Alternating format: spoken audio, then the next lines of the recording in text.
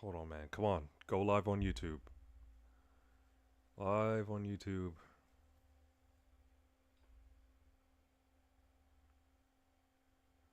All right, there we go. What's up, YouTube? I'm back with another stream. Doing the usual stuff. Reacting to some videos and then possibly play some games later if I have time. Nope, I didn't mean to click on that. There we go. All right. MBG videos first, of course. All right, so apparently Duke is suing their own quarterback. Wild news, and Fernando Mendoza's brother, he's entered the transfer portal, and apparently he's going to Georgia Tech. Now, sorry for spoiling the video, but I knew it.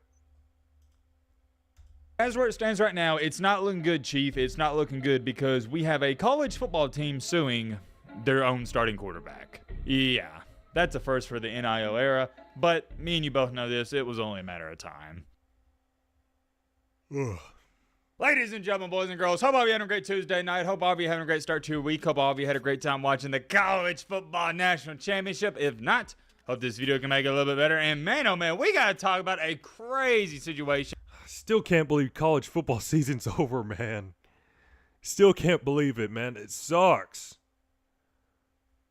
In the college football world. You remember the Damon Williams situation, the star quarterback at Washington that tried to leave Washington, enter the portal, and go to LSU, join the Kiffinator for $6.5 million doubloons? Yeah, the same thing it's currently happening at Duke, but it's worse. How is it worse, you may ask? That's a great question, Timothy and Bobby. I'd love to answer it. Because Duke is now suing a football player. Yeah. We've got a lot to talk about there. I believe, I'm trying to think back, unless I'm highly mistaken, is this the first time a college football program has sued one of their own players over NIL? Wait. Yeah, I think it is. Because I was about to say Georgia is currently, I think they're suing their former player who's now at Missouri, but that is a Missouri player. But here's what makes all this ironic. Currently, this is a Duke quarterback that Duke is suing. Want to talk all about that? We also got a minor and weird update on Mendoza. No, not the guy you're thinking of, his brother. It's been trending all over social media today, and I gotta be honest with y'all, I'm not a fan of it. Before we get into that, I want to recognize some of the super chats we got in the recent video. Completely unnecessary, but greatly appreciated. Big shout out to Mr. Wall, the 10 doubloons. He said, thanks for making this college football serious note. Think about this, Sliced by J, 20, appreciate your channel and your love. Most importantly, and invested into the Wave transplant. Wave's coming soon. Amy has nothing to do with Indiana, has nothing to do with any other team out there. It's the Mendoza brother. No, not Fernando. No.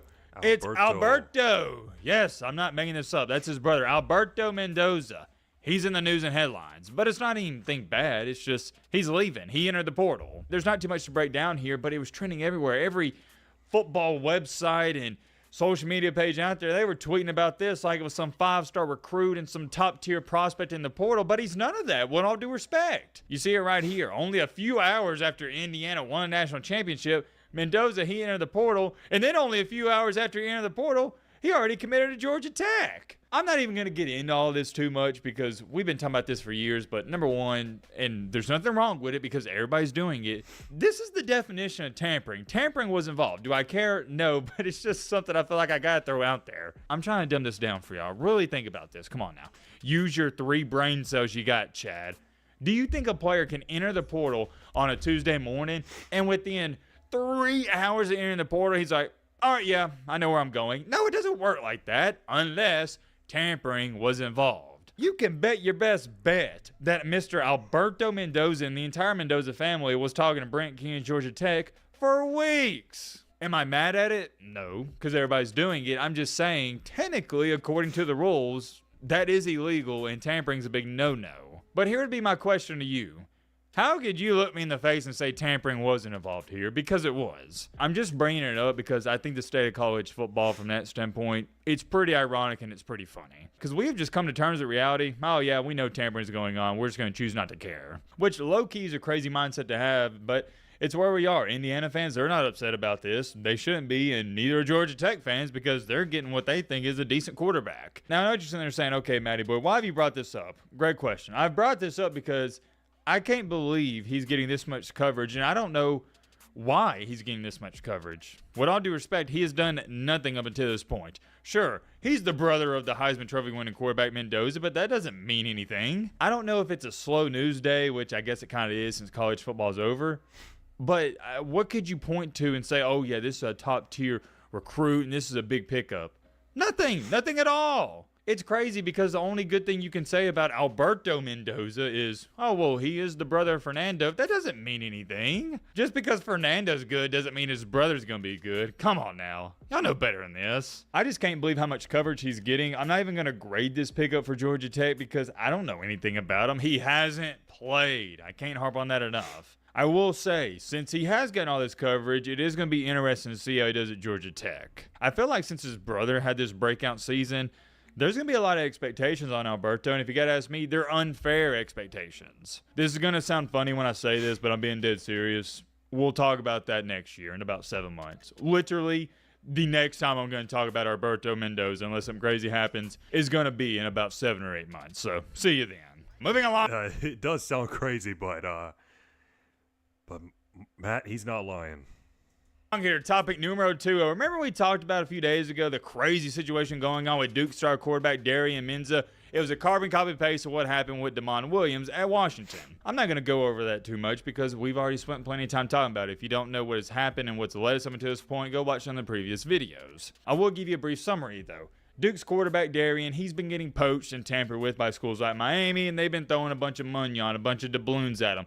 $5-6 million. They're saying, hey man, why don't you come here? We'll compete for a national championship and we'll give you roughly $5-6 million. How's that sound? He goes, hey, it sounds great, but I got a problem. Miami and Chris Paul's going, well, what's the problem? Darian's saying, I signed a contract with Duke, and they're like, hey, no problem, just leave, enter the portal. And he's like, okay, sounds good, I'll do that. So he entered the portal, or at least that's what he thought. Duke, for those of you who don't know, if you want to leave a school like Duke or anywhere, if you are a player, you can't just enter your name in the portal database. The school technically and officially has to do that for you. And Duke has been refusing to enter his name into the database. Same situation we saw at Washington. Why are they refusing to enter his name into the database? Because he signed a contract with them. Duke's sitting here going, well, wait a minute. We're not going to let you leave. You signed a contract with us. That's not fair. No. We're holding you to the contract. And I said before, I'm going to say it again. I was on Washington's side when they did that with Damon Williams, and I'm on Duke's side when they're doing this with Darian Menza. I don't even understand how you could be on the player's side. They signed the contract. Yeah, I mean, look, just like Matt said, he signed the contract. He did. He signed the contract. That doesn't make sense for him to just enter the portal when he signed the contract. It makes zero sense.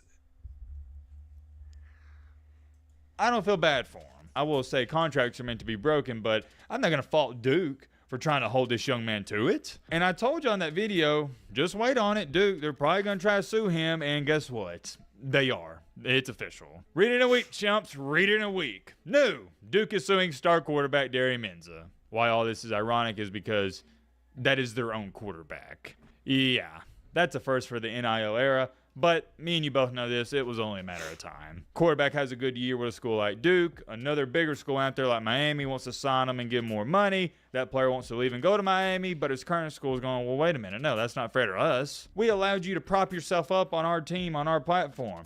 No, we're not going to let that slide by. We're suing. And you got everybody and their mama asking, yeah, I get Duke suing them, but what's the end game here? Buddy, you're missing the point. This is all about principle. It's not that like Duke is mad about losing out on this guy. They can replace him easily. It's Duke. They don't really care about football like that. I mean, they want to win, but we're talking about a basketball school. This is simply and solely to send a message. It's not about money. It's not about this guy screwing them over. It's just to send a message. I'm telling you. I don't want to make this video any longer than it needs to be. As to where it stands today, tonight, when I'm making it and you're going to be watching this video, that is all we know. How is this going to fare out? I have no idea. No idea at all. But as where it stands right now, it's not looking good, Chief. It's not looking good because we have a college football team suing their own starting quarterback. Welcome to the wild, wild west, I guess. Let me know your thoughts down below. But All right, man. Some wild stuff, man. Wild stuff. Okay. Duke, a team just suing their own quarterback or their own player. Crazy work. All right. I'm not going to sit College football has changed in a massive way. up here and say the sport of college football is in the greatest state it's ever been, but here's what I will say. From a fan's perspective, it's at an all-time high. The college football that you knew growing up, and even I knew growing up, and even some, I'd say, 16, 17, 18, 19-year-olds you knew growing up as a kid, as a young boy, it's over with. Ladies and gentlemen, boys and girls, hope all of you having a great Wednesday. Hope all of you having a great week. If not, hope this video can make it a little bit better. And man, oh man, there's a lot I want to talk about, a lot I want to get into. First things first, let's go over this. You know how I told you yesterday I keep you updated on the weather situation in Northern Alabama because that's where MBG resides at? Well, it's done a complete 180. Apparently and allegedly, we're not supposed to get anything now. How we go from yesterday, you got people saying, oh yeah, we're going to get over a foot of snow to today. They're like, oh yeah, it's just going to be rain, maybe a little wintry mix. You might get half an inch. Oh, What? man. And for that reason alone, this is why I don't really pay too much attention to what, number one, weathermen say. That's tough. I hope it's not like that in South Carolina because I did check the weather a couple of times. We are supposed to maybe get some rain or some ice. But I really hope it snows this year. With all due respect. And number two, forecast when it comes to snow. Tornadoes and severe weather, it's different. You can predict those. Snow, absolutely not. Trust me when I say this, I've been keeping up with weather for a very long time. Ever since I was a young kid, it's always fascinated me. And when I was a kid growing up, weathermen, they couldn't predict snow. And even to this day in the big 2026, they still can't predict snow. It is a pure guess. Nobody knows what's going to happen. Not me, not you, nobody. You know when we're going to find out how much snow Northern Alabama is supposed to get on Saturday? The following day, on Sunday. That's when we'll really know. I'll keep you guys updated. I'll let you know if something happens this weekend. It's supposed to come in early Saturday morning. Moving along here to the football stuff. Whew. We got a lot to get into. The main topic of this video is this right here. We're jumping straight into it. We're not here to talk about transfer portal news, none of that. College football has just changed in a massive, and I'm talking about a massive way. The season's over. We're not here to talk about teams themselves. We're not here to say, oh, well, that team was overrated. No. We're not going to do any of that. So Brad and Chad, if you clicked on this video thinking I'm going to go on a rant and tangent and just berate somebody, you clicked on the wrong video. As we know, or should know by this point in time, Indiana, the Hoosiers, clap it up. Clap it up. They won the national championship. We've already talked plenty about that by this point in time. I'm not going to go over the game itself too much. However, with that being said, here's what I do want to talk about. Here's what I do want to address. Do some of y'all understand what just happened? Maybe you do, but I feel like a lot of you really haven't thought about it. Let me hit you with some cold hard facts. You know, Matt loves those. Before Kurt Cinetti took over the Indiana coaching job, did you know they were the losingness? Is that how you say that word? Losingness. I think it is, but you get what I'm trying to say. No, Program I don't think that's a word, but okay. College football history. They weren't top 20, top 15, top 10, top 5. They were number 1. They were, based off of the cold hard facts, the worst college football program of all time. Nobody had more losses than Indiana. Nobody. They were the worst. They were the bottom of the barrel. They were actually beneath the barrel. Let me show you this screenshot. This is from early 2024. They couldn't even get fans to show up to the games. I mean, guys, it just turned 2026. This is 2 years ago. It's not even like, oh, they were left out to dry where they used to be good back in the glory days like Nebraska. No. Indiana has never been good at football. They've really never been relevant. I'm sure in their history, way back when, they had a couple of spin-off and one-off years, but I'm talking about for an extended period of time. Indiana's been a basketball school. We know this. What happens next? They bring in the man, the myth, the legend, Cinetti himself, and I'm not going to go over what happened last year and this year. We saw it. They made it to the playoffs both years, and they won the championship this year. I know what you're sitting here saying. Okay, Matt, I get that, dude. I watch Indiana. I watch college football. I know what happened. Why you tell me this? That's a great question, Caleb. Fantastic question. I love to answer it. I tweeted this out. I'm just going to read it off word for word for y'all. College football has never been in a better state from a fan's perspective. Do y'all understand what just happened? The historically worst team in college football history just won a national championship in a 2-year rebuild. Winning a championship can be done literally anywhere, in all caps, now. That is the part of this I'm going to harp on in this video, and if you're a college football fan and you're rooting for a team that historically hasn't been so great, this right here, it should give you some hope. And it does. It gives me some hope. I'm a South Carolina Gamecocks fan. It gives me some hope that my Gamecocks could win a natty one day. It sounds stupid for me to say, but it can be done. It's possible. Go Gamecocks. You think your school's never going to amount to anything. They're not going to win anything. They've always sucked your entire life. But let me remind you, they couldn't have been worse than Indiana. We're talking about the worst program of all time. As bad as you think your favorite college football team is, I don't care if it's Chattanooga State Water Aquarium Community College, they weren't worse than Indiana before Cincinnati got there. Indiana was the worst. That's not even my opinion. It's going off of cold hard facts and numbers. And here we are. They win the national championship trophy outside the Miami game. They dominated everyone in their path there, including Oregon and Alabama, and I'm talking about the postseason play.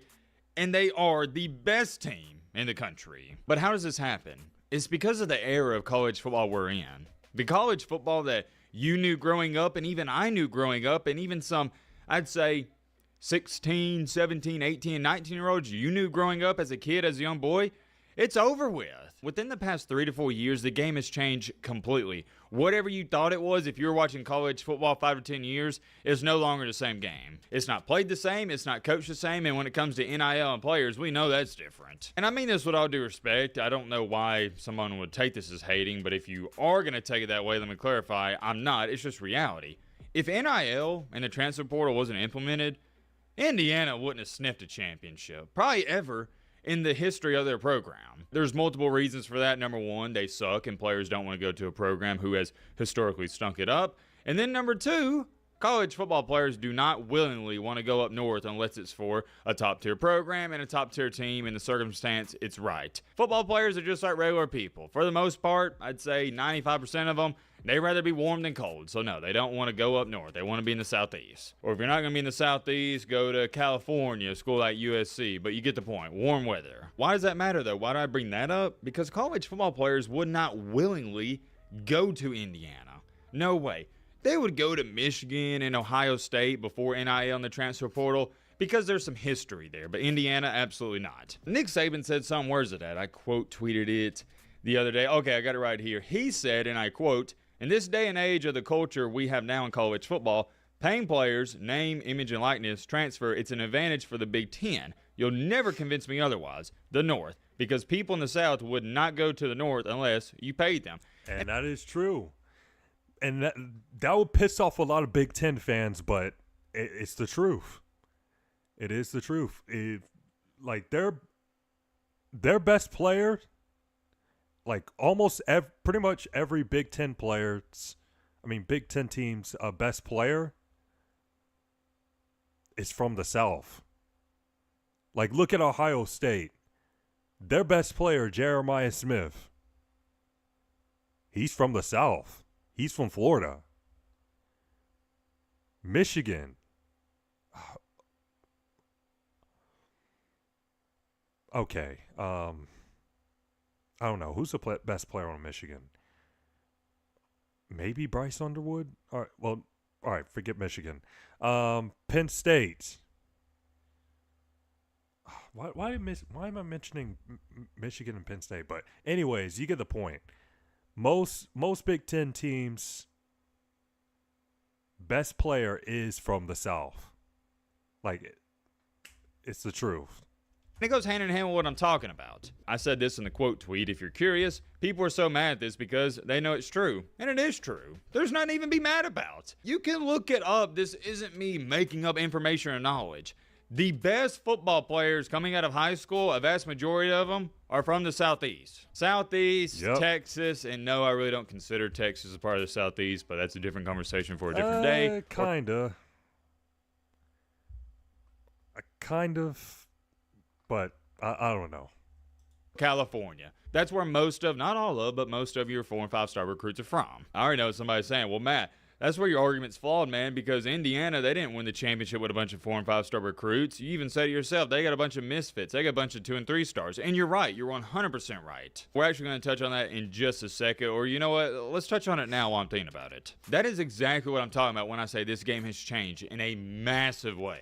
Before the transfer portal and NIL, how did you win? How did you build a quote-unquote dynasty like Nick Saban did? The only way to do it is you had to recruit your tail off. 3, 4, and 5 star recruits everywhere. You had the galore. Nick Saban was so good, or his Alabama teams were so good, because he didn't just have 4 and 5 stars on the field. He had 4 and 5 star backups. And Barry Bryant used to do this back in the day. Barry Bryant, before they limited scholarships, would recruit guys just so Auburn couldn't get them. He didn't even have intentions on playing the kid. He just figured, well, if I got him, they can't use him. So, yeah, I'll bring him in. That's some crazy work that Bear Bryant did. But that is wild. I didn't know that. That's crazy. He's smart. Can't really fault him for it, but that's way back in the day. Getting back on track here at Nick Saban, he had to recruit his butt off. And what they say at Alabama, we don't rebuild, we reload. And he did that for 15 years. That is how you built a dynasty. That is how you built a really good football team. You had to bring in 4 and 5 star recruits and develop them.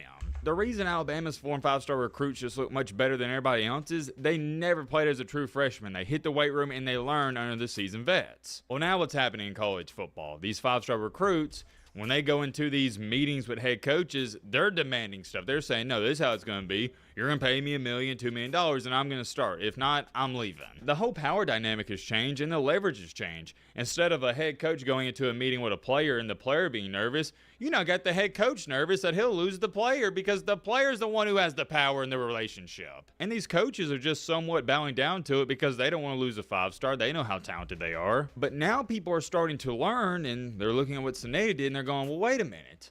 And Cinea's not the first to implement this. You've seen people doing it for the past couple of years. These head coaches are going, why would I be so focused on getting a 4 or 5-star recruit out of high school when I can get a guy out of the transfer portal who's been playing college football for 2, 3, or maybe even 4 years, and he's fully developed. I don't have to hope he pans out. He is going to pan out. He's already produced. That's the beauty of getting a tight end or a wide receiver out of the portal that has 15 total career touchdowns and 1,500 receiving yards. You know what they bring to the table. They're a baller. They're going to produce, and it's going to work out. So if you are worried about the 2026 season and only that year, you are better off going after the guy who can only play 1 more year of college football, but you know he's going to produce. What is the caveat to that? What is the downside? Everybody's going to bring up, and yes, I'm going to address it. Well, you're only going to have him for 1 year, and that's looking at it from a short-term perspective. Technically, you're right, because if you get some, let's just say a super senior out of the portal at the wide receiver position, you're only going to have him for 1 year. But isn't every head coach just focused on that 1 year at a time? Because think about this. Let's say you get a star wide receiver out of high school. The first year, he's probably not going to play too much. The Jeremiah Smiths of the world, those are far and few between. More likely, not going to play too much his first year. He'll redshirt. The second year, he'll play a little bit. And by his third year, that's when you're hoping, okay, he may have a breakout year and he may put up a little production. Well, that's 3 years right there you've invested in this guy and haven't really got a good return on your investment. Whereas if you go after a guy like, we'll say, Roman Hemby, who plays 4 years at Maryland, and you get him the final year at Indiana, it's like, oh, yeah, I mean, sure, he's leaving after this season, but I didn't have to invest too much time into him, and he worked out great for us. Don't get me wrong, I still think high school recruiting is important, and developing kids in the program is important, but golly, it's just way easier to go after a guy in the portal. Am I wrong? And here's a crazy fun fact for you. Indiana hasn't even finished top 50, not top 25, top 50 in recruiting the last 3 years. I'm telling you, the game has changed. You are way better off just focusing on the 1 year in front of you, trying to create and build a super team. Just focus on that transfer portal. Focus on the transfer portal instead of high school recruiting. And win it all that season. And whenever 2027 arrives, you address that problem then. Honestly, it's not even like you're going to be stressing too much. You just rinse and repeat what you did the most recent season. And it's not just Indiana. We saw it with Ohio State last year. They threw all the doubloons on the table. They spent $25 to $30 million on the roster, brought in Will Howard for 1 season, brought in Caleb Downs, and we saw what happened there. Who else did they bring in? Oh, yeah, the Alabama center, Seth McLaughlin. They brought him, and they brought in a bunch of players, and they won the championship. Of course, this may change, but for the foreseeable future, that's the method. Go all in on 1 season. Do not worry about 2027, 2028, 2029. Worry about the year upcoming. I'm not going to sit up here and say the sport of college football is in the greatest state it's ever been, but here's what I will say. From a fan's perspective, it's at an all-time high. As a college football fan, it cannot get any better than this. There's just no way. Your favorite team can suck one year, but if you bring in the right head coach, coaching staff, and players, in a year or two later, you can win a national championship. Now, it's much easier said than done, but Indiana did it. So do as you please with this information. Let me know your thoughts down below. But there, rubbing out. Year one for the. All right, yeah. Yeah, like I said earlier, just watching Indiana just win the Natty, it definitely gives me hope that my South Carolina Gamecocks can go out can win the Natty too. But we'll see. We'll see what happens in the next couple of years. All right, which video I'm gonna watch now? Let's watch this. All right, so Cuffham's beef with. Well, actually.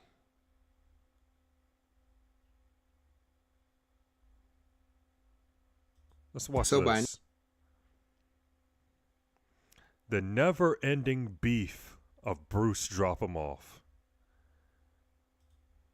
Now, you've probably seen the total rebrand of Castanet. After taking a long hiatus, he's finally returned back to the internet in a completely different way than most people probably imagined. But you see, the thing is, since he's managed to return, he's been faced with a lot of hate and controversy, and all of this hate he's been receiving online is really just stemming from people believing that he's running some type of gimmick in order to promote a clothing brand. But everybody's saying, performative.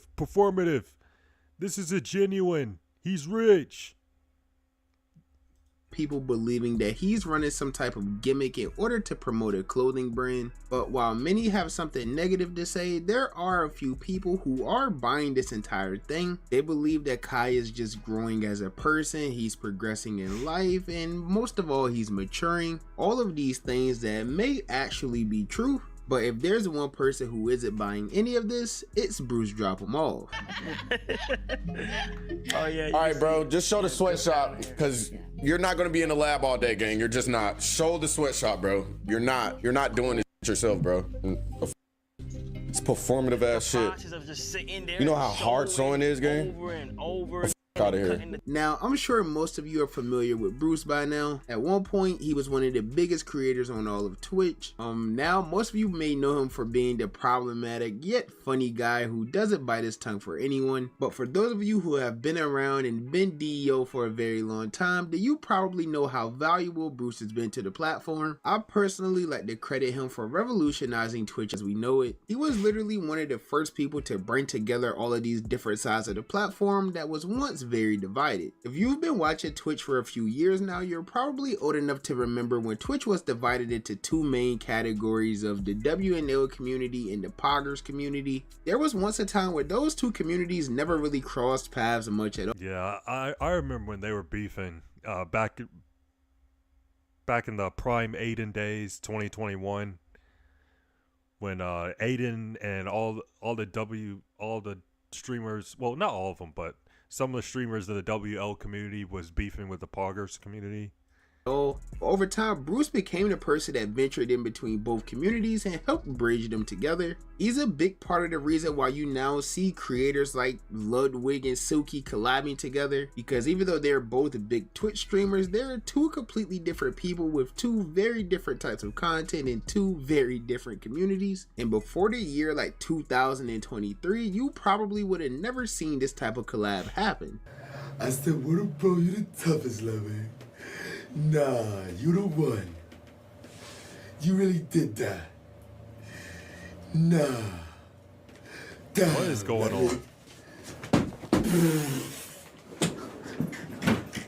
But the question is, why doesn't Bruce get any of this credit that he rightfully deserves for really revolutionizing the platform? Well, you see, there was once a time where Bruce was also one of the most hated people on all of Twitch, and even found himself in beef with various creators such as the entire FaZe clan, Kai Cenat, YourRage, and others. And by now, you probably know the story of how all of that happened, especially the problems that he has with Kai. Now, for those of you that don't know this story, to sum it up quickly, basically at one point, Kai and Bruce was very close friends that made up 2/3 of the very popular group DYK, which was a group that consisted of Kai Cenat, Bruce Drop 'Em Off, and YourRage. And for a while, it looked like they were going to take over Twitch. They were dominating Twitch, but unfortunately, after some DMs had gotten leaked from a Twitter group chat of Bruce talking about Kai, Rage, and multiple other creators as well, it basically ruined his entire reputation on the internet, along with the friendship that he had with Kai Cenat. Now, a lot of what was said in those messages kind of stemmed from Bruce feeling like Kai was simply copying everything he was doing. Like, one of the things Bruce mentioned was how Kai Cenat started playing CSGO on stream shortly after he started playing CSGO, which wasn't necessarily a false statement at all.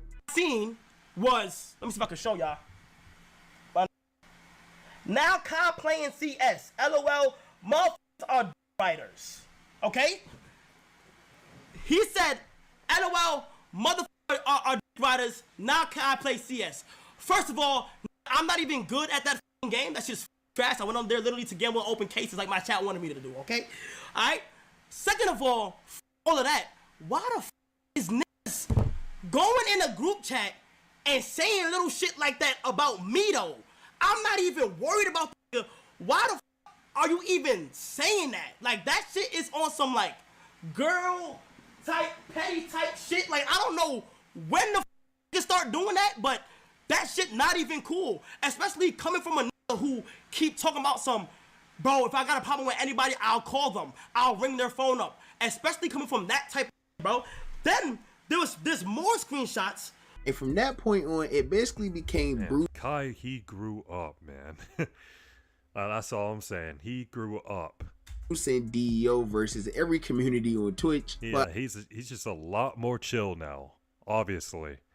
I will say throughout that whole process, the entire DEO did stay rather strong. From this point on, they started calling out Kai Cenat for every little thing that he did. One of the biggest things he always got called out for stemmed from the fashion side of things, because as many of us know, Bruce has always had a love for fashion. He's widely known for his sense of fashion, while Kai, on the other hand, wasn't really known for this at all. He was more so known to wear super hyped up clothing like Amiri and other popular brands at the time. So when Kai finally started to completely change up his style, this led to people once again saying that he was copying Bruce, or maybe he just had a stylist, which even got so bad to the point where Kai started posting videos and vlogs of him putting his own outfits together. I'll say shit real quick, chat. Look, to all the body that keeps saying I got a stylist, I am getting all the camera footage from all the stores, Bottega, all the vintage stores. I'm getting all the camera footage of me going in that day and shopping. It'll be the next episode.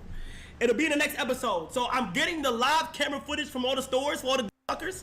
And then also, we're sparking an IRL stream for the full day. Shopping from the morning to night.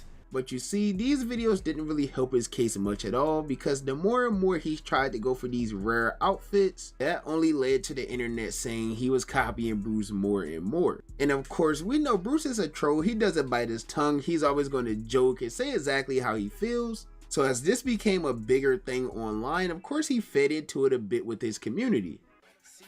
Mid-ad went DEO on a mustache.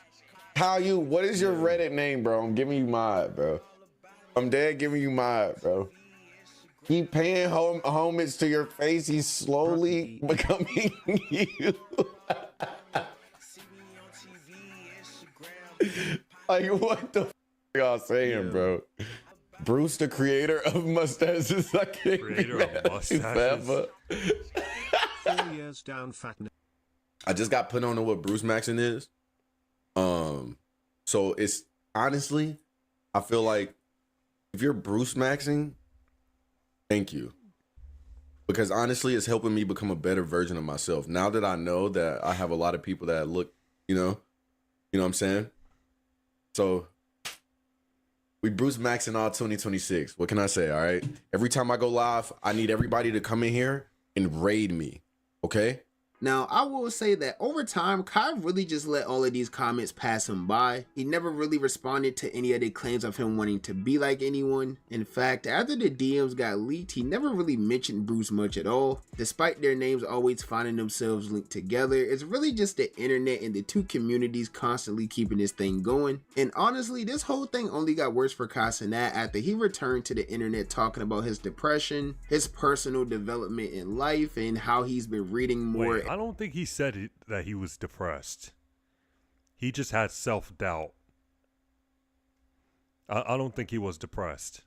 Everything like that. But the focal point of all of this was the new clothing brand that he's been promoting with every post, which apparently stemmed from the way Kai Cenat has been feeling over the past few months and his growing love for fashion. Y'all should already know the meaning of the brand, but I want to get to it on a deeper level, right? So Vivet is Latin for he, she, or it will live forever. And that is what I want the clothing brand to do. But the deeper meaning behind Vivet is not being boxed into a category that society portrays you to be in. I'm just going to go into the logo design. This is the logo, right? This is the logo. Now, the logo is a representation of a compass. And if you could see deeper, you have to really imagine it's like an infinity symbol. And hence the cross, because, you know, I believe in God and in Jesus. So, like, I just wanted to add that to my flair. But honestly, it's literally just a deeper meaning to not boxing yourself into a category. And I want it to be, like I said before, like the hub for everybody to really like come here and just know certain stuff. And I put a lot of emotion into this journal. Now, obviously, there's a lot of people supporting Kai on this new journey, but I've also seen a lot of people starting to call him out, especially people within the fashion community. And of course, once again, who's one of the biggest streamers on Twitch that's known for their sense of fashion? Of course, it's Bruce Drop 'Em Off. And when he was reacting to Kai's newest video titled I Quit, Bruce didn't really have nothing good to say at all. You can change this because this is new.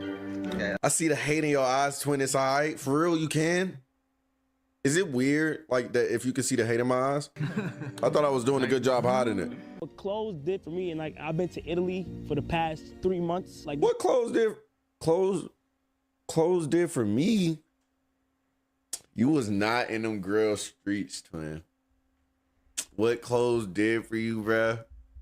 Nah, bro, I gotta say something, because clothes really done did some shit for me. Now. Clothes really done did some shit for me, bro. What clothes done did for you, bro? What? Clothes ain't... Yo, bro, nah, bro, don't get me started. Don't get me started. Yo, because sometimes it was between the $36 DoorDash meal or the number 9 Mickey. You feel me? I didn't eat. I ain't eat for some of these pieces I got in my house, nigga. I ain't eat shit. That you had in your brain? I'm not gonna cap, bro. I'm not f***ing with this rebrand game. I'm not. I can't even sit here and fake it, bro. I'm not, bro. I'm not f***ing with this rebrand. I'm not. I'm not, bro. You can say whatever you want, bro. Try not to hate. All of this shit, bro. Listen, bro. I was gonna wait until the video is over. If he doesn't get sturdy one time in this video, I kid you not, I'm ending my stream. Now, truthfully, this is really just how a lot of people felt. A lot of people feel like this is just some type of gimmick or promotion in order to sell his clothes. But at the same time, he's literally Kai Cenat. He's the second biggest content creator in the whole wide world. The only person you can really put over him is Speed. But like what I'm trying to say is Kai is so popular that he doesn't need to run this gimmick in order to make sales or to promote his brand or anything like that. So maybe this is just all truly where he's at in life and the internet is just being a little too harsh on him. But regardless of the fact with all of that, after Bruce made those statements that he made while watching that video, it's pretty fair to say that their friendship is done. Like there's no hopes of them rekindling that at all, which is unfortunate because we've recently seen Bruce and Rage kind of communicate more and start to rekindle that friendship that they once had. Your knees fake. Your knees are fake. Your knees are literally fake. B5 naked. Nah, your character really don't got no legs. Bro, what's up with you? Niggas all built the same. Niggas that all built the same. You built just like me, nigga. You just naked. You fucking naked. Hey, little ass piece, where your piece at? Gang, where your piece? Y'all got no piece, gang. I gotta cover my piece. Y'all got no Oh, really? All right, but watch this. Obviously, they have their own problems as well. Rage is his own man. He has his own feelings and things like that. Maybe he is just more willing to forgive and forget. But for Kai, I don't think that'll be the case. And I honestly feel like it's the communities that's at fault for that. But that's my personal opinion. As you guys know, the only opinion that really matters to me is y'all's opinion. So with that being said, be sure to let me know how you feel about this entire situation. Are you buying Kai's gimmick? Do you believe he's really going through all of this? How do you feel about the comments Bruce made? Let me know something down below. And while you're at it, if you're new to the channel, don't forget to hit that subscribe. Yeah, I just think.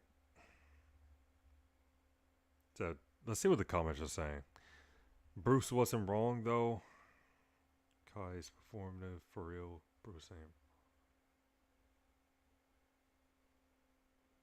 Why do y'all care so much? Kai want to make a clothing brand, and y'all on meat about it. Kai is performative. Duh, he's a performer. How you think he got famous? That's a good point. That is a good point.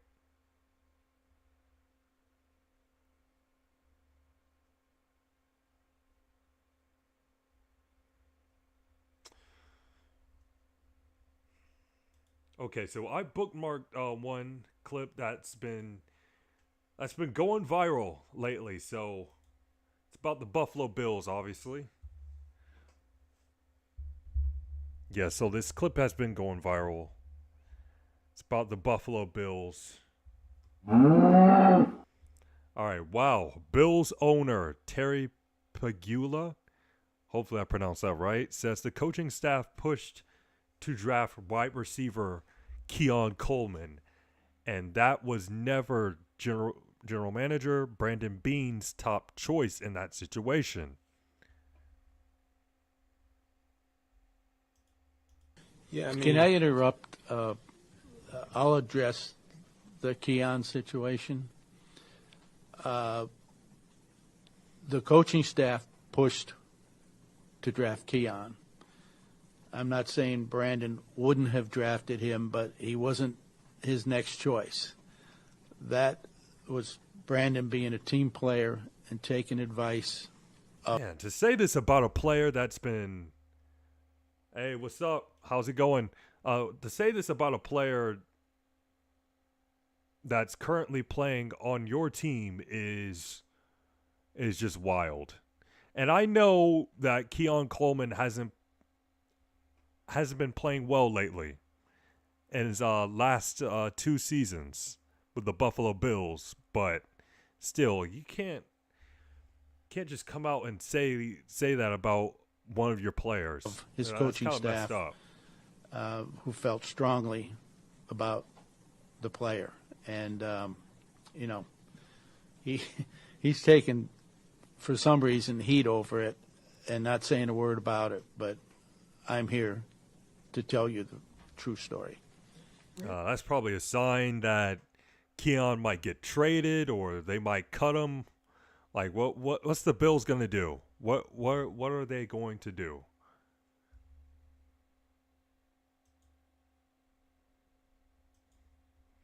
Because saying this about one of your players is just saying that publicly about one of your players is kind of crazy. Like, what did he say fuck me for?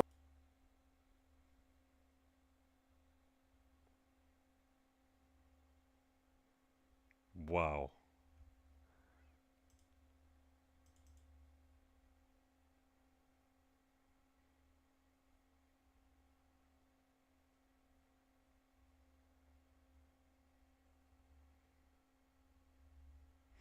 Okay. All right. I could react to another video, but I want to have time to play video games, so I'll play some video games.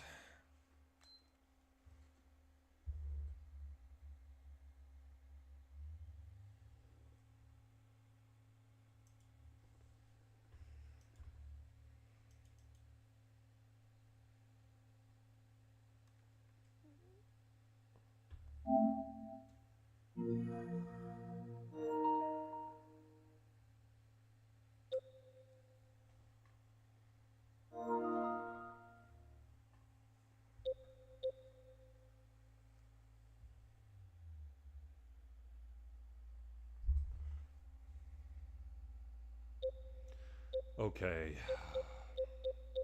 Should I play college football? Maybe WWE 2K25. Play that showcase mode, maybe.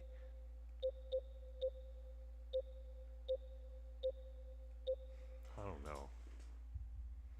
And when I play, if I play college football 26, I'm not playing the dynasty mode this time. Yeah, I'm not gonna play dynasty mode this time. I won't play that today. I've been playing that a lot. Well, I've been playing that every time I've played college football. All right. I want to get back on Road to CFP.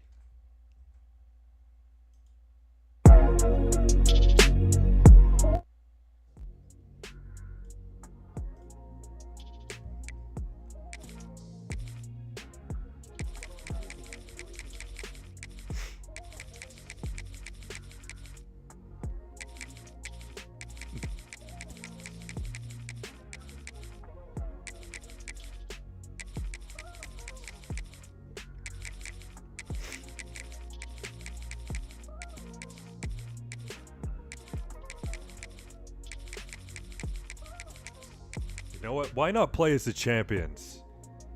The Indiana Hoosiers.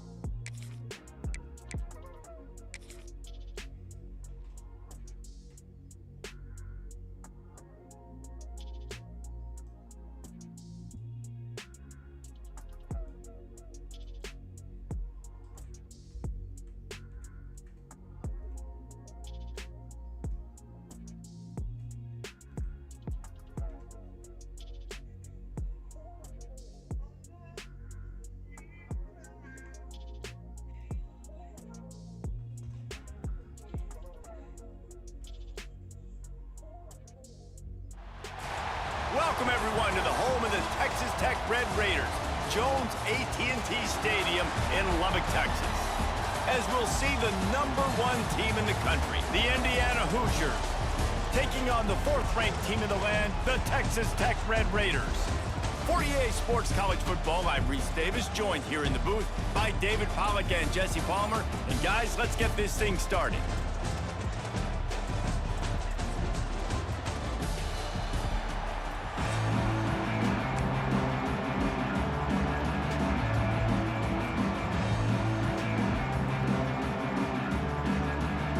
And the Red Raiders will get us started with the opening kickoff.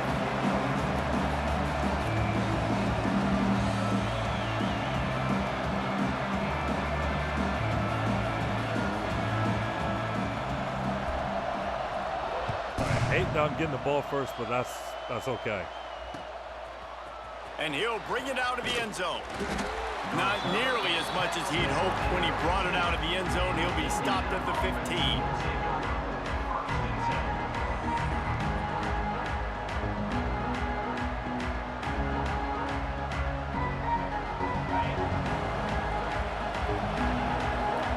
All right, here we go. Looking for room. It's Hemby. Got room to work. Oh, he's got some Okay, good space. run, good run. They finally wrestle down the senior, but not before he picks up some valuable ground. They'll snap it from the 25 here on first down. Use the play fake. Now to throw. Looking deep. Brings it in down the left side. Let's go. And the big gain. And Beautiful got it on the throw. 46. Man, if I'm a defense, I got to find a way to get some more pressure on the quarterback or disrupt their timing and their rhythm. I can't give them these big chunk plays through the air. I got to be maybe a little bit more aggressive or do something a little bit different. And he was fortunate not to lose yardage on that play, able to wedge it back to the line of scrimmage. Got stuffed on first down. It's 2nd and 10. Looking to throw, it's Mendoza. Fires toward the target. Got his man on the right. 3rd and 1. He's close to the first down, but they're going to mark him just a little short. The Hoosiers headed quickly to the line. They'll try to move the chains on the ground.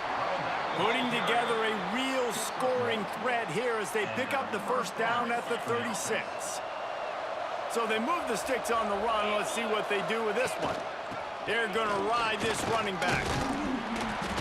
Productive 4-yard gain there on the ground as he gets it down to the 31.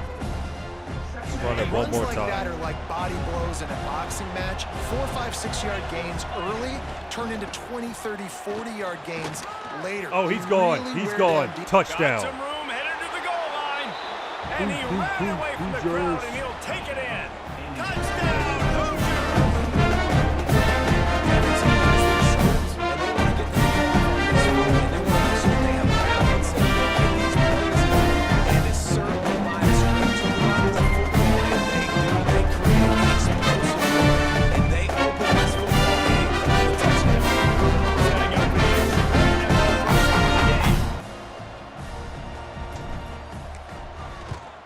and he's got the extra point, and it's 7-0 to start this one.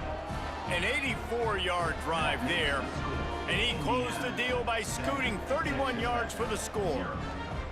Kickoff unit on the field, and this defense will be called on to protect this lead.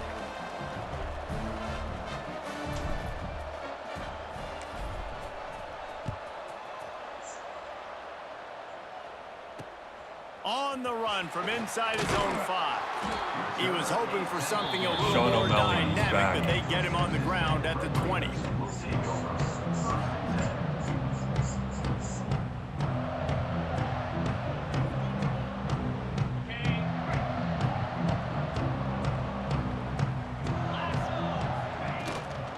They'll run it out of the shotgun. He has the first and still on his feet. Out to the 35-yard line and a little extra breathing room with that 15-yard pickup.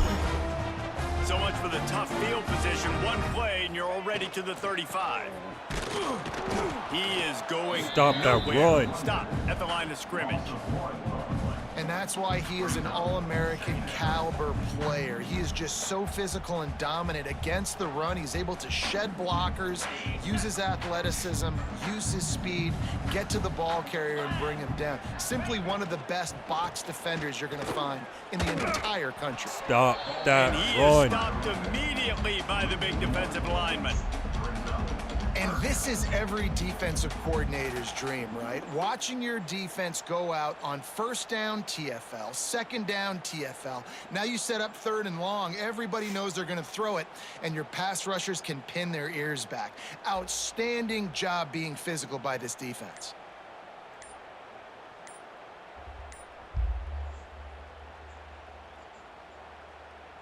Now facing a 3rd and long.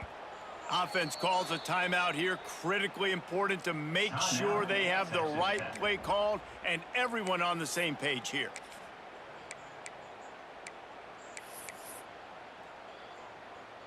It'll be 3rd and long.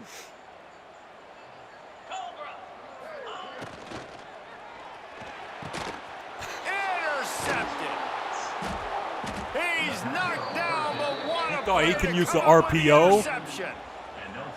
Man, that's not the attempt you wanted to start the game. First pass of the game, interception. Man, just this is where you go over to the sidelines. You have a thought good he talk could with use your the coach, you RPO. settle down. It's not the end of the world. It's one pass, but that is not the start he had in mind today. Out of the gun, the inside dip. They pick up half of it. It'll be 2nd and 5. And I kind of like how the running back didn't mess around. Like, just get downhill when you see an opening. A lot of times they close so fast, man. Be decisive, stick your foot in the ground, pick up 3 to 4, and we are not going to complain. Catch in the Oh, middle. he's gone. It's Hemby. He's gone. Just He broke is the gone. tackle and still on his feet. Touchdown. And he ran away from the defense to take it Hoosiers. in. Touchdown, Indiana. Quick strike touchdown. Starts the offense. Quits. Let's go. It's too easy.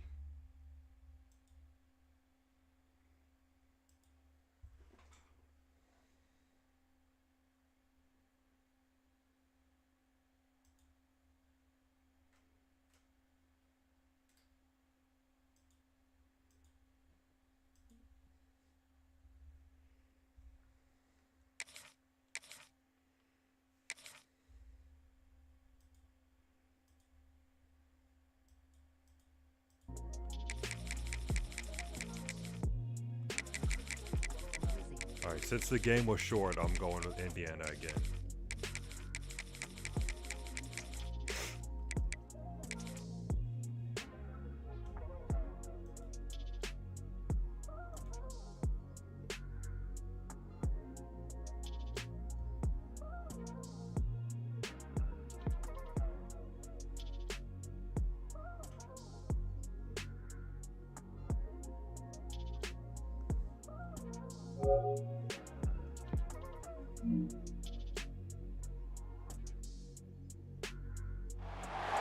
Welcome everyone to Memorial Stadium in Bloomington, Indiana, home of the Indiana Hoosiers.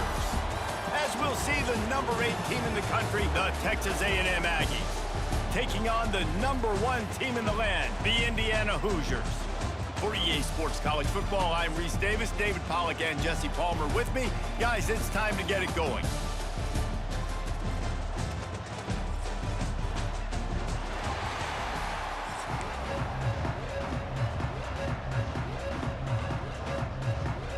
And the Hoosiers will kick it away to start us off.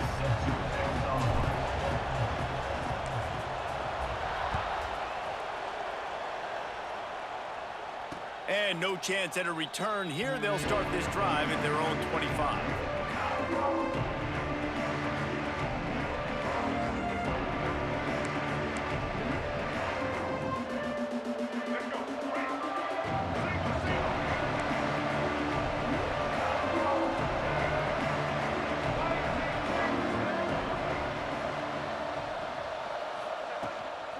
From the gun, they'll try to impose their running game.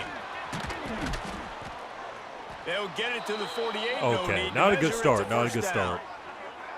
How nice is it in an offense when you can generate explosive plays by running the football? You got to force feed this guy, man. He is an absolute game changer. And the Aggies, after ripping off that huge run, let's see if they can do it again. Motion from the wideout. Dropping back, it's Reed. He's taking the shot. Nice, and good coverage. Be able to connect downfield, looking for a big-time play.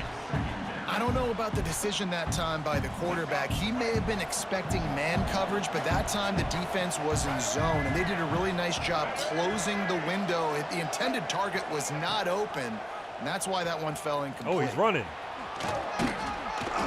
A should expect that since he's using Marcel Reed. And you're seeing his dynamic ability to run the football. That time on the option play, I know he doesn't pick up the first down, but that's still a good chunk of yardage, and the defense wasn't ready for it. Moving forward, expect the offense to go back to the option play again and see if someone will finally take the quarterback and force him to pitch it. There he goes. He's all the way down to the 27-yard line, and they are threatening. I'll tell you what, you want to quiet this crowd down. You want to do something demoralizing to your opponent, establish the run game early on offense. The Aggies are moving quickly down the field.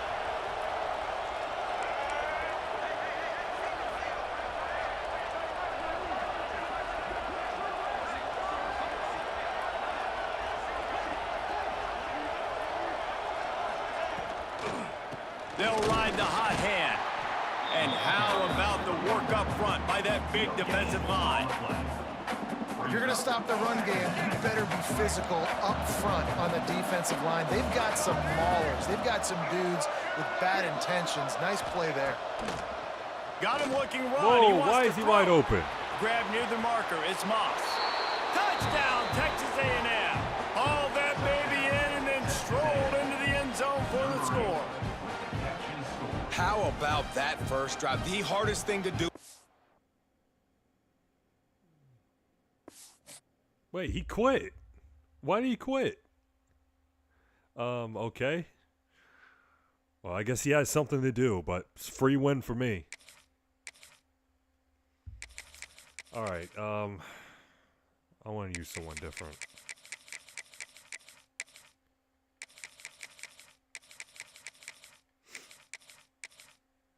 All right, this time, why not use the Longhorns? Why not?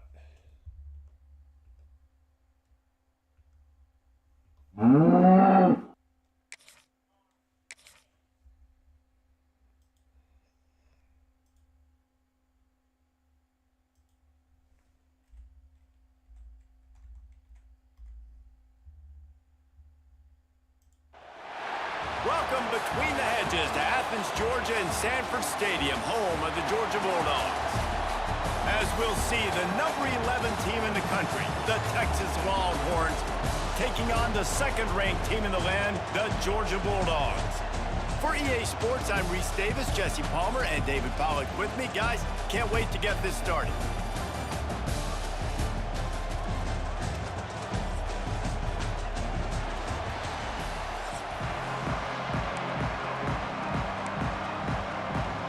Why am I getting the ball first? Georgia about to kick it off to get us underway.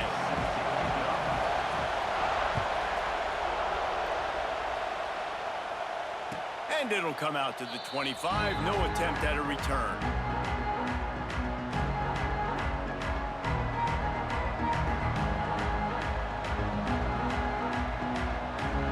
This is what we expected. This crowd ready to make its presence known.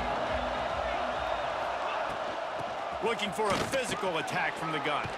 Runs through a tackle. Good, solid run on that one as he gets it up to the 33-yard line. It's got to feel good as an offense knowing that early in the drive you can turn around, hand it off, get a push up front, and go get positive yardage. The play-action fake. Got his man downfield. Turning it on. Get off me. Still on his feet. He's going all the way. He's going all the way. Touchdown. And he got away from the defense and takes it in.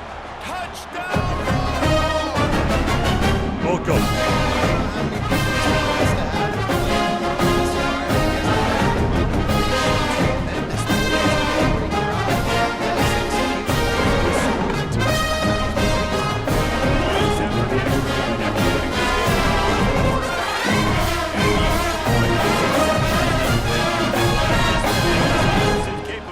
On that drive, 75 yards, 2 plays, and a touchdown. Kickoff unit on the field, and this defense will be called on to protect this lead. Fielded in the end zone, it's Branch. He was hoping for something a little more dynamic, but they get him on the ground at the 20.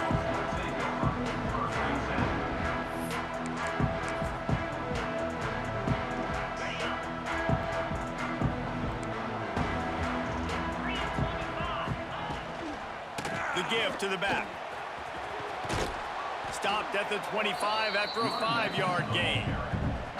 And that's the problem with blitzing on defense. You live by the blitz, you die by the blitz. Defense dialed up the pressure, but the offense had a better play call. They ran it away from the blitz, and that's why they were able to be successful. I thought he was about to go all the way. Moving and give them a first down. And the Dogs hunkering down to pick up a first down on the ground. And you can hear the sound of Larry Munson. Run the dang ball. That's what they've always built this program on, is running the football, physical running backs. That's what Georgia does. Looking for a gap. It's Frazier. Able to scrounge 3 yards out of that one somehow. It's 2nd and 7. And that's a really nice play. It's impressive. When it's first down and the defense thinks you might be running the football, you still can line up. You can get some movement at the point of attack and find a little crease for your running back. And they wrap him up, but not before he gets enough on the catch for the first down. This Georgia offense moving quickly down the field. Give to the back. You'll take 4 yards on first down every time, 2nd and 6. And those body blows really, really matter. Like, I want to be able to hand the ball off to my running back 10, 15 times a game. Make the defense tackle them, wear them out. Sometimes these 3 to 4 yard runs. There we go. Stop that run. Stop that run. They turn into 5 to 15 to 20-yard gains just because of the body blow effect. I'll tell you, this defensive end, not only can he pass rush, but he can play the run as well. You see him beat the offensive lineman there trying to block him and get in the backfield to make that tackle for loss. That was impressive. He's going for it. Doesn't quite 4 for make it 1. to the first down marker. There's no way he's kicking short. the field goal. Oh, you know, that's Yeah, one he's as not a gonna do quarterback. You've thrown the Told you. completion, and you're like, dude, can you just turn around and make one guy miss and go get the first? Or can you just stretch out and get the first down? You need your guys to have a little bit more awareness where they are in the field on that play. And even though they got the completion, it's not enough to pick up the first. And now you're staring 4th down right in the face. On 4th down, they'll pass for it. Dances away to buy time. Oh, that shouldn't have happened. 4th down, and he's still going. They make the stop, but he'll have enough yardage for a 1st down. You're either a playmaker or you're not, and this guy just finds a way to make plays. He's going to make it happen, whether it's 1st, 2nd, 3rd, or like this in 4th down. He makes plays for his team when they need him. He's loose on the left. Oh, he's about Gets out of bounds after the big He's about to game, score. and they've got it 1st and goal. And talking to the OC this week, getting this running back going was step number 1. It was priority number 1. He said it makes the whole offense go. Like, he is the bell cow. He is the guy. This offense is doing exactly what the... Dude, we just cannot stop the run. Touchdown, Bulldogs! The offense goes as he goes, so really no surprise on the opening drive. They keep feeding him the football. He showed you all of his ability on that TV.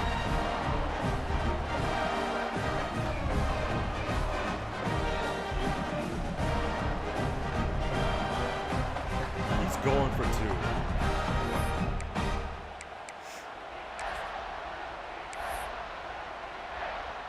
No backs with the quarterback as they line up for the 2.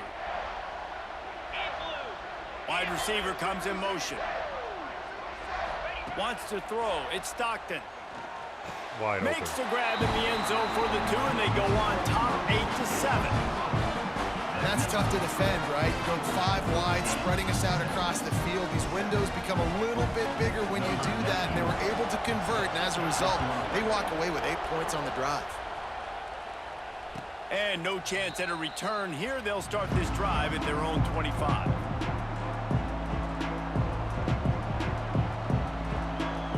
They'll put this one in play. First snap of the drive from the 25. Wants to throw on 1st down. It's complete to the left. Gets it to the 46-yard line. 1st down for this offense. As a head coach, you love it when your quarterback is locked in early. Opening drive, throws a touchdown pass. Really nice throw on that last play. Here in the 2nd drive, he's firing on all cylinders. You can tell this guy did his homework coming into this game, and right now it's paying off. He leaves it with his back. What? It's a fumble. Once that ball was loose, offense didn't have a chance. Defenders everywhere. It's a turnover. As a defender, you dream about those big hits. How do you fumble that? In practice, closing space, getting close, and just sticking that guy and causing the fumble. And Georgia ready to go back to work on offense. Out of the gun, the running back has it. And he's able to bounce off 1 tackle, but still not a whole lot of running room. Man, a nice second effort by the back to break a tackle. But how about those defensive backs willing to come up, stick their face in the fan, and make a tackle? Those are the best run defenses too, right? It's not just D linemen and linebackers getting all the plays, but it's DBs that are willing to not just cover, but tackle backs in the open field. And that's a great job executing the drag route. You just bring the big fella across the formation, wait for him to come open. The quarterback does a good job seeing him, finds him in the hole, hits him. Perfect job. Not a whole lot of room there. 3 yards maybe. 2nd and 7. As they get set to snap it, time winding down here in the quarter.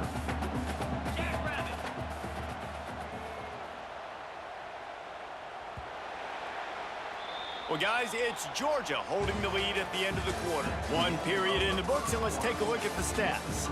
Now to see if these guys can get back in the game in the 2nd quarter.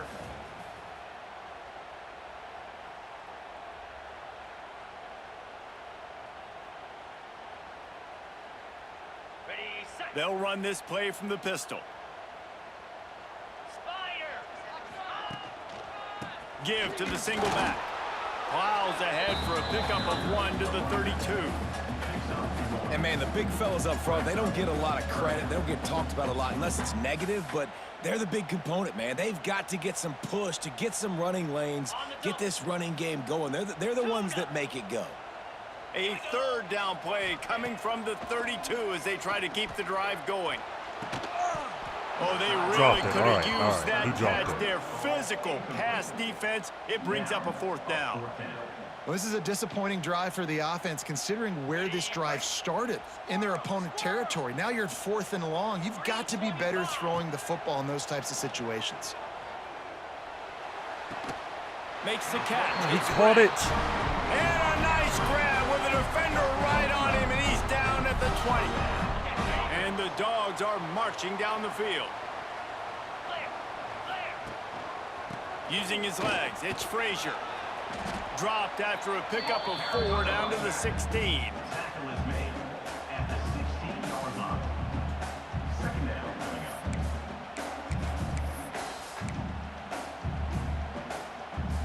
Solid pickup of 4 on first down. It's 2nd and 6. Trying to impose their will with the run. He's pulled down after a tough run. Gets it to the 6. And another nice gain by the offense. All right, defense, we got to change something up here. They're putting a big drive together, play after play, having a lot of success. How do we break the rhythm? How do we give them something that can create a tackle? Looking for the end zone. And he walks in for the score. Touchdown, Georgia.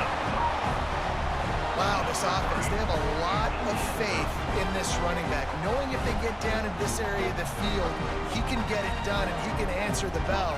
2 rushing touchdowns already for this offense. Looking for a man. It's Stockton. He gets there. 2-point just can't conversion cover is anything, good, and man. the lead now stands at 9. Gotta love the execution. Not easy to throw down here, but the quarterback made a good read, accurate throw, and they come away with 2 points.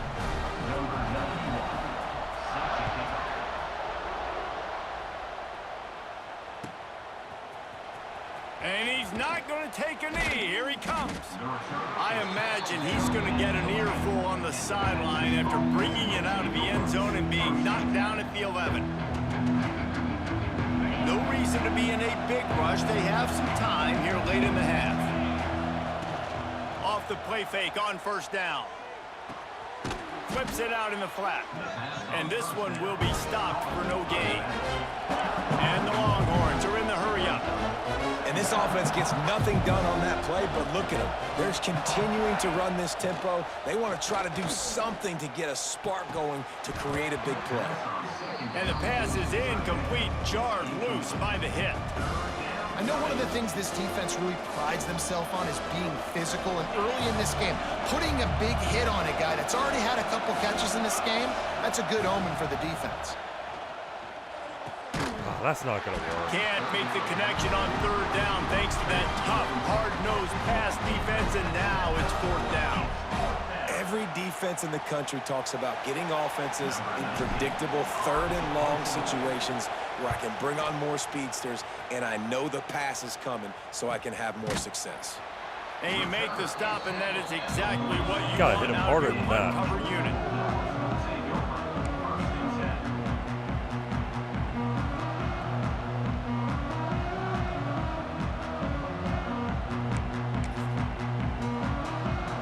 They've got a little time here to put together a productive drive late in the half. They'll try the run. And maybe he'll get back to the line of scrimmage, but no more than that. Well, the defense is able to finally stop this guy, but he has been on fire. We're only in the 2nd quarter, and he has been absolutely lighting it up in this one. Nice job that time, defense, but you know this guy's going to get a lot more carries. We're at the 2-minute timeout. They've built a big lead, and they'll try to pile on a little more before the break. They got nothing on the last play. It's 2nd and 10. On the ground, it's Frazier. Only a couple there, and now staring at 3rd and 8. Man, it's really hard to control the running game if you don't control the line of scrimmage. And how about the defensive line doing a great job attacking those guys up front, not open up lanes to run through. Nice job just nullifying that run altogether. Here's the pressure. Get and down to the defense ground. gets home and Finally. makes a play at the 37-yard line. And listen, the quarterback drops back, and he's going through his progressions. We see zone, but just couldn't do anything about it. This defensive line, this pressure, getting to the quarterback, getting him on the ground. Going downfield for the big play. Can't complete the long throw, and the defense gets off the field. Finally on get a 4th down. stop. Man, first half being that aggressive on your side of the field, that's a different world. Like, you live in the analytics world, and I know people say go for it more often. I don't see the point in going for it on that one early in the game in that situation. He's finally stopped and brought down at the 15. It's important on offense to get the tight ends involved in the passing game. These are big fellas that can run. And this guy's a big target, so nice job on that play. The give to the running back from the shotgun. They'll knock him down for a loss of a couple. Timeout called here by the defense. It's the first one they've used this half. The Longhorns with a long way to go after the loss on the last play. Trying to set up the screen. Breaks into the Ooh, nice spin move. Touchdown. Touchdown, Texas.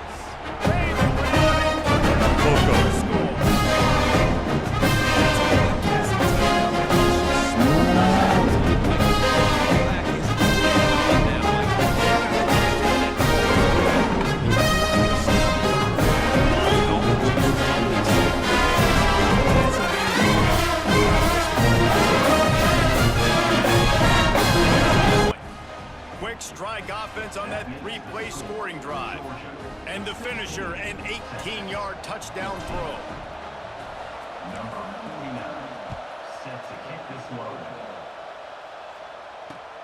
And he takes this from inside the 5. That was a This good guy return. is so dangerous. He That was a excellent good vision return. to find a lane and get it out and set up the offense with good field position.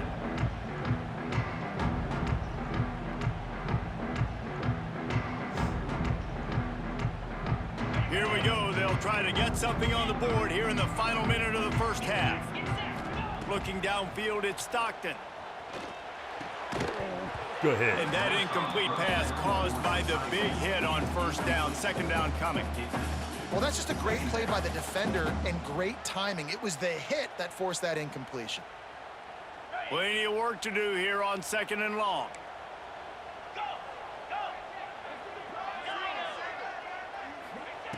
After the incompletion, they go back up top.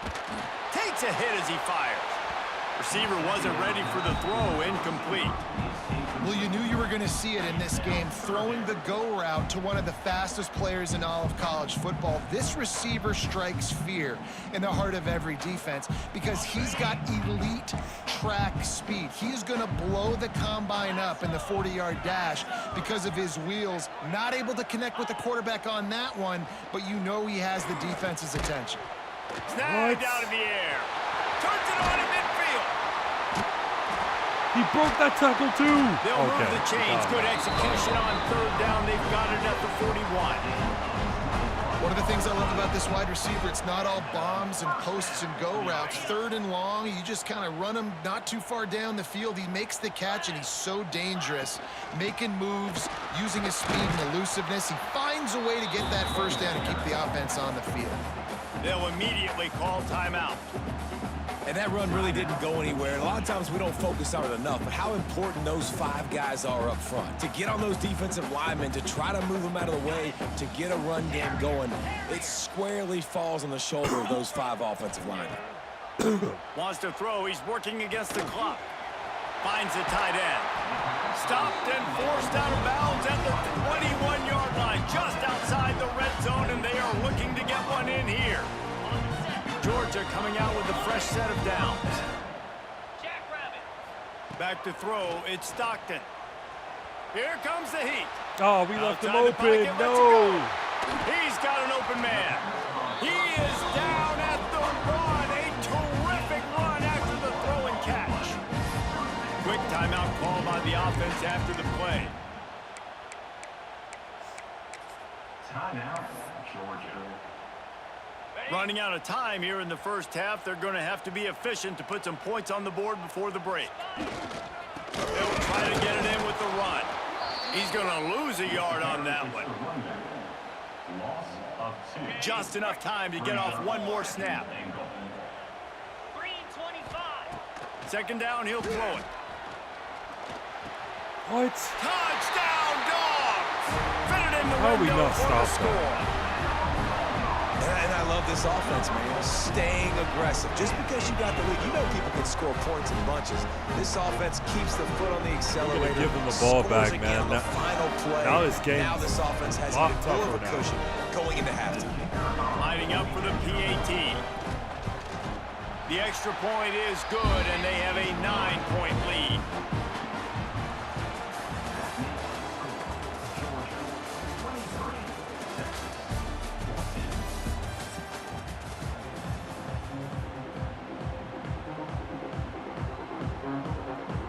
The Longhorns will kick it away to crank up the second half.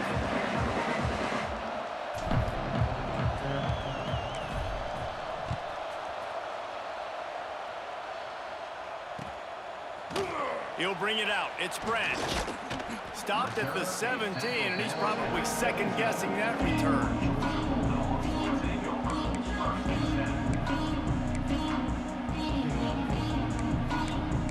Goal line formation. We're ready to get another look at this Bulldog offense.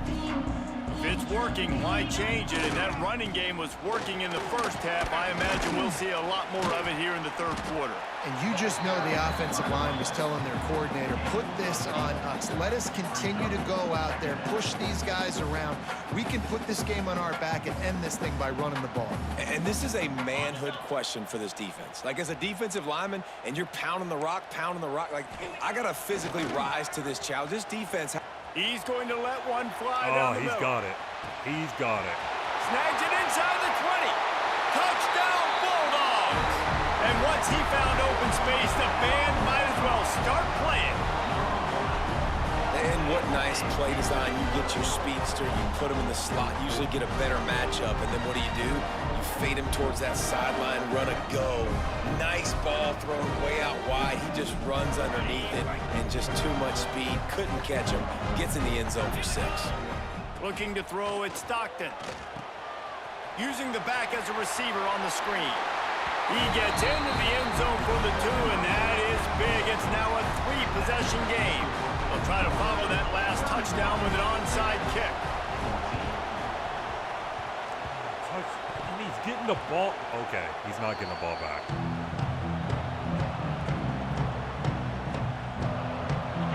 So I was about to quit the game if he got the ball back. Last time they had it, they took it down the field for a touchdown. They can build some confidence that they could go back-to-back scoring drives here. Yeah, and remember, it's not uncommon for offenses to find themselves as the game goes on. They had some things not go their way early, but they found something last drive, David. Let's see if they can build on it. Yeah, you just... And the quarterback will be slung down back at the 43. And he was virtually unblockable on that play. You know, it reminds me of seeing the highlights of my partner here, David Pollock, a guy that doesn't like to talk about his own greatness, so I'll do it for him. David raised the bar in the standard for D-line play at the University of Georgia. It was his athleticism. It was his tenacity. He wasn't just getting sacks and tackles for losses. He was picking off passes and taking them to the house. He was like the Honey Badger before the Honey Badger, but playing D-line. All-time. Trying to find his man in the middle. And it slips through his fingers, incomplete. That would have been a huge gain if he could have held on. Plenty of distance between them and the sticks here on second down. Fires to the wideout. Nice. Let's go. Downfield. And he eluded the defense, and he'll take it all the way.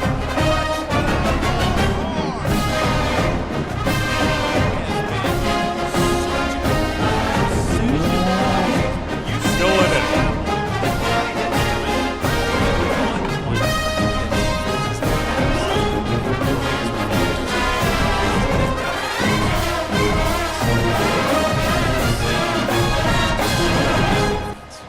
And he tacks on the extra point.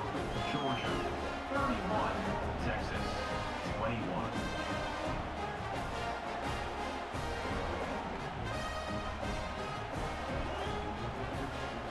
The kickoff unit is out there, and boy, did that last drive quiet this crowd.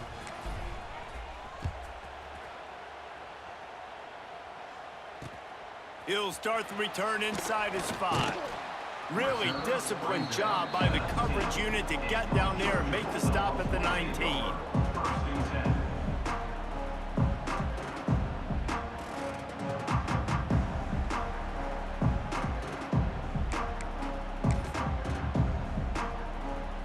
Georgia ready to go back to work on offense. Their lead is down to 10. It's moments like this you start to feel a little bit of heat to put points on the board.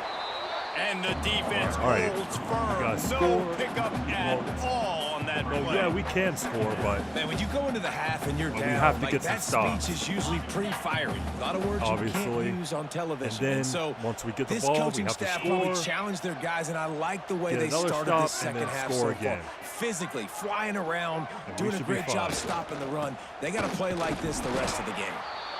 And he was fortunate not to lose yardage on that play, able to wedge it back to the line of scrimmage. And this team needs more of that, man. Like, this is a really close football game. You got to get these stops down the stretch and meet the physical challenge of this offense, and they do right there, man. And that's one step closer to getting this football back and maybe making this thing a football game. A quick completion to the left, looking for the first down. At the 35, he's loose. He'll step out of bounds right at the 44. A big-time pickup on that one. The defense has got to be able to make a play at some point here in the second half. You're down 2 possessions. You need to steal a possession badly. You need to have a takeaway. The coverage is going to have to be way tighter than on that last throw. Otherwise, this Thank offense God is just gonna go up and he down wasn't the able to throw it to him.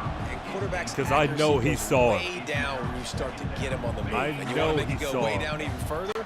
Pop that sucker. Nice job making him move, scramble out to his left, and then good. Oh, my he's got some space. Still cannot stop the run. And he'll take it to the house. He got loose. Touchdown, Georgia. What an explosive eruption into the end zone by this running back. And this back does it a lot. That he makes big plays. When you can make big plays like this, it makes everybody's job easier. Oh, we can play action. Oh, we can throw it. But it starts with the run game, and this guy's setting everything up. And now they'll empty the backfield for the 2-point try. They'll move the wide receiver. Back to pass, it's Stockton. Pressure coming. Trying to get it away, and he cannot. The quarterback is sacked, and so is the 2-point conversion attempt. That's why they call them the hands team. They're able to secure the onside kick. Here comes the Texas offense. They haven't had a whole lot of production, nor much to show for it on the scoreboard so far. And if they're going to get, and the defense trying to throw it in a circle. The quarterback, and down he goes at midfield. And those outside linebackers nowadays, they're so fast. They got to cover ground. You can blitz them off the edge, and they can get after quarterbacks. Versatile. That's why they're getting drafted so high in the NFL. Nice spin move. He's loose on the right. Perhaps a Good run. touchdown saving tackle at the 17. And how nice is it to have an eraser at the quarterback spot? First down, you get sacked, lose a bunch of yards. In a more difficult situation, you call a pass to try to attack the secondary, but he's got the ability to do this. Just pull it down, get all those positive yards back, and then some. Working well behind the sticks on second down. Back in motion, try to clear the picture.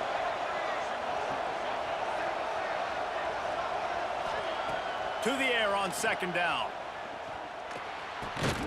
This time it's complete. Makes a grab at the 6-yard line. It's first and goal. And the Longhorns are flying down the field. They'll use the running game on first and goal. Touchdown, Texas!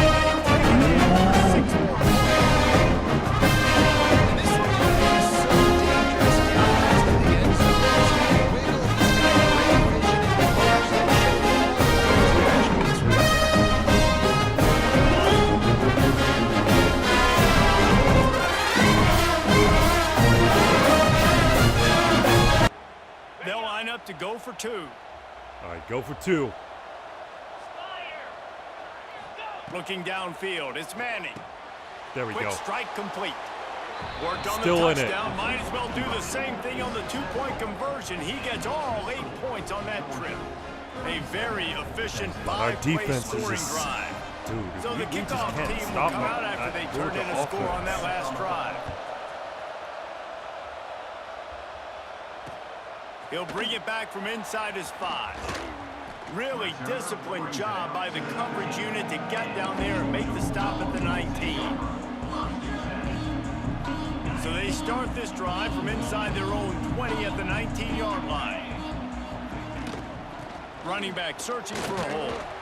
Stopped at the 25 after a 5-yard gain. Well, we're not quite in the fourth quarter yet. We're almost there, but you're seeing the attitude shift now for this offense. They've got the lead, so they've got to be able to run the football. You're going to see a lot more of that, I think, as this game keeps going on. They're trying to wear this defense down when the game is almost over. We've reached the break, and Georgia is on top. They're sitting in a strong position here with the lead. Let's take a look at our game summary. When you're dealing with a deficit like this, it's all about somebody stepping up to make a play, and you might as well start here in the fourth quarter. Now the play fake. Shoots it to the left. That was terrible coverage, but make the connection on the thank long God he shot. overthrew it. Man, Thank that God is he one overthrew this that pass. QB is going to wish he had back. That receiver was so wide open. There was nobody so even wide near open. him, and the quarterback somehow overthrew him. From the gun, they'll try to impose their will. All down, but they'll move the sticks as he picks up the first down. We can't And this stop guy that really dude, has been man. a workhorse today. He's made plays when his offense has needed them the most. He's a guy who's reliable. They know they can turn around, give him the football, and he'll go make things work out. They're going to need him to finish this game. He has to continue playing well after that big run there. Hit hard as he released the ball on that first down pass, and it never had a chance. Backed up now, here's 2nd and long. Looking for a man. It's Stockton. He tries to take the top off. Oh, he dropped it. That deep ball was Go ahead. right on the money. You just have to make that catch. Love the physicality of this secondary on defense. That defender got to the football, was able to separate the receiver from the ball, and did it legally. Beautiful job. They've got to come up with a big play on this 3rd and long. From the gun, wants to pass. Pulls it in, it's Bell. Stop is made at the 35-yard line. It'll be a 4th down. Now, 4th down. The offense will stay on the What's he field and going go for for it on for? 4th down. 2 for 3 so far in this one. He'll try to throw and pick up the first down. Got away from trouble and got rid of it. He got it. Caught close to the marker. It's dealt. They bring him down, but not before he's able to pick up the first down. That was such a risky call. With the lead late in the game, to go for it on 4th down, that could have been disaster if they don't get it. But with the conversion, now the question, is that enough to ice this thing and win the game? You see a lot of offenses late in the football game with a lead get conservative. I like they didn't. Like, they trusted the passing game. You're going to get looks that you know what they are. Defense has to be aggressive. You know, they have to be aggressive because they're down. They've got to get to the quarterback. They've got to get stops. Nice job throwing the football, though. All right, can we just get an interception or The something? Bulldogs come to the line on 3rd and short, trying to convert here. Just keep slinging it. And a missed opportunity on 3rd down as the defense knocks it free, and 4th down is coming up.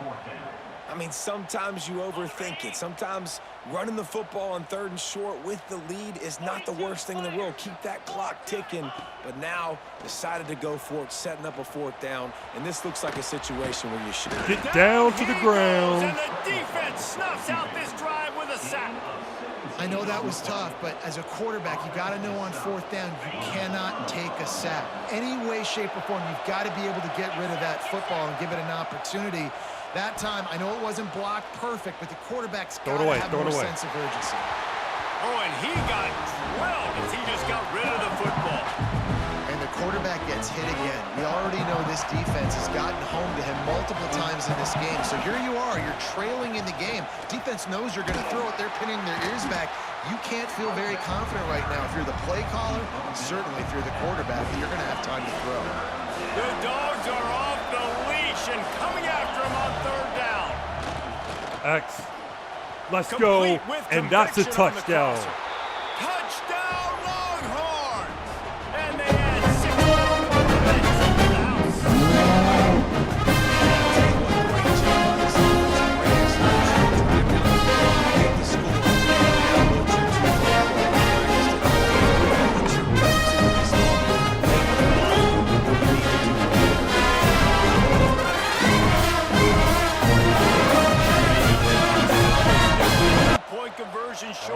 Tie the tying it up game. late. Dropping back, it's Manning. He's moving out of the pocket. And that Intercepted. one is picked off in the end zone. 2-point plays, All the right. windows are very small to throw into. That time, he just tried to force it into a tiny window. It ended up being picked, and the offense comes away with no points. We got to go with the onside, I think. Now down by 2, inside a minute to go. If they can get this onside kick, maybe they could get into field goal range.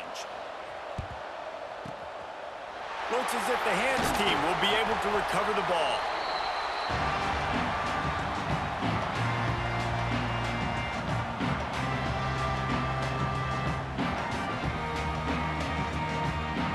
We're ready to get another look at this Bulldog offense. These last couple of drives, Jesse, have been about the defense making clutch stands. I think for this offense, they can stay aggressive knowing that their defense is going to bail them out time and time again here. Yeah, and especially when you go for those fourth down situations, you do that a lot of times because you know your defense can make stands, make stops. They did on that last possession for you. Well, they were trying to sneak him out of the backfield that time into the passing game, but that did not fool anybody on defense. What a hit, forcing that incompletion. They're dealing with a 2nd and long. Wants to go up top. The sure hands, it's Branch. We'll head to the 2-minute timeout. Tight ball game here, and this offense will try to milk the clock.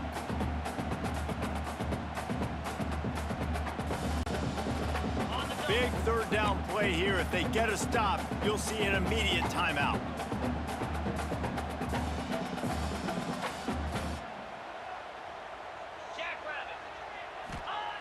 From the gun, wants to pass. Snagged in the middle, it's Bell. He'll be stopped short of the line to gain. Needed about 3 more on that one. And I like what this offense did, man. They stayed aggressive. They were trying to get the first down through the air. But here's the good thing now. You punt the football away. You trust your defense. You got the lead late Incomplete. in this football game. One more stop, and there's a good chance you get the W. Oh, he dropped it. He Another just stop. lost Let's go. his concentration and didn't look it all the All way right, we in. got a chance. Back to throw, it's Manning. Finds his tight end. He breaks a tackle. Nice. He broke another tackle. 45 All on right. its way. And he earns a first down, and boy, did he earn it after taking that lick. Defense just has not had an answer for this tight end. We knew he was athletic coming into this one, and they've lined him up all over the field, but the defense has not been able to cover him. He's now got over 150 receiving yards. Quick timeout by the defense there, trying to make sure everyone has the same call.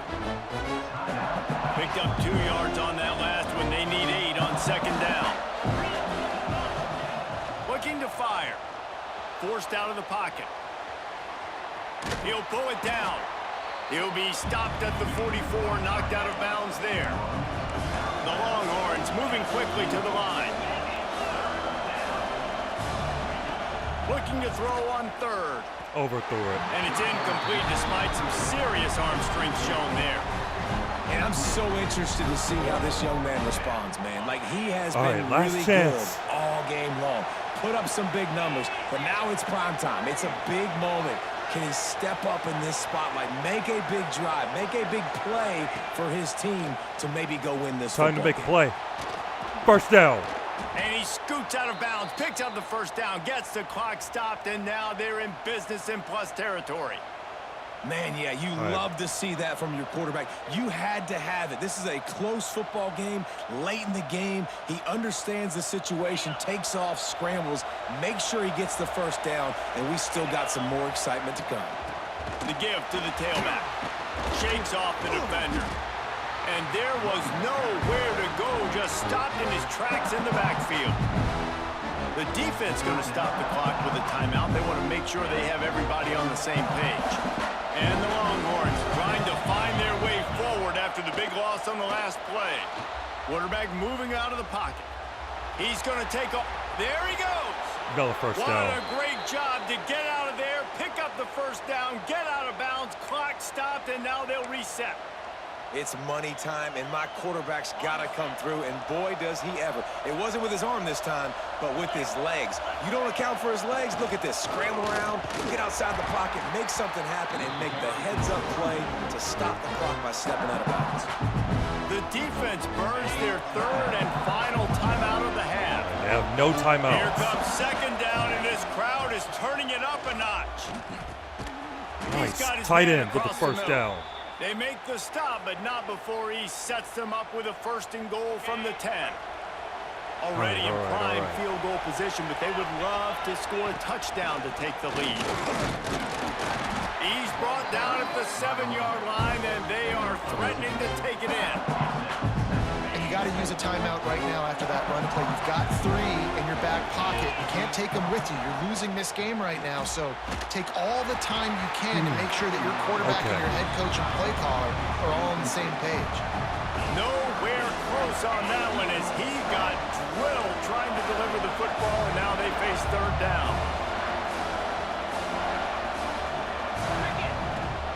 To the ground with the back. He's going to lose a yard on that one. Okay, we can waste time and then kick the field goal all the way to down. win the game. Now, are you going to go for it on 4th down? Yeah, you know, after let's running just so keep many wasting plays time. offensively on the drive, I know it'd be disappointing to only walk away with a field goal, but you'd feel even worse if you went for a touchdown and didn't get it. I think you kick it right here. Timeout is called with just 2 seconds left to go. Timeout, Texas. So on 4th down, here comes the field goal kicker in a huge spot. Ooh, he almost blocked it, and game over. Of steel, right down the boulevard on the game-winning chip shot. Big Not comeback. All games are created equal, but this one, man, what a ride. A matchup between a couple of ranked teams, and certainly it was a memorable one. No doubt about it. I think there were a lot of eyeballs watching this game, not just fans of these two teams, but people maybe outside of conference affiliation looking in. Man, I was worried that he was going to block that kick. This win, this is huge in the eyes of the committee with respect to the college football playoff. This win just means more. I was thinking the exact same thing. Like, for the college football playoff picture, how big is it to get a big win, a ranked win, who now you're probably going to be matched up head-to-head with who's better, who's going to make the playoff. Big feather in the cap, big day for them. That will put the wrap on things from here. For David Pollack and Jesse Palmer, I'm Reese Davis. You've been watching another...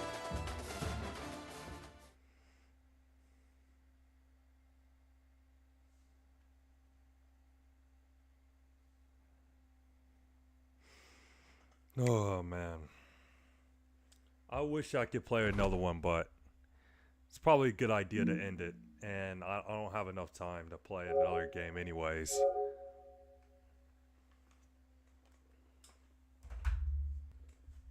Man, what a game. What a game.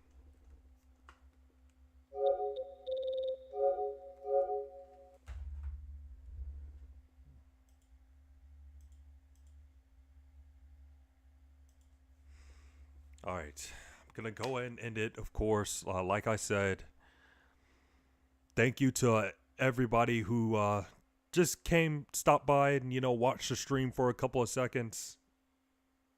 Thank you. And I will be live again, hopefully tomorrow. And have a good night.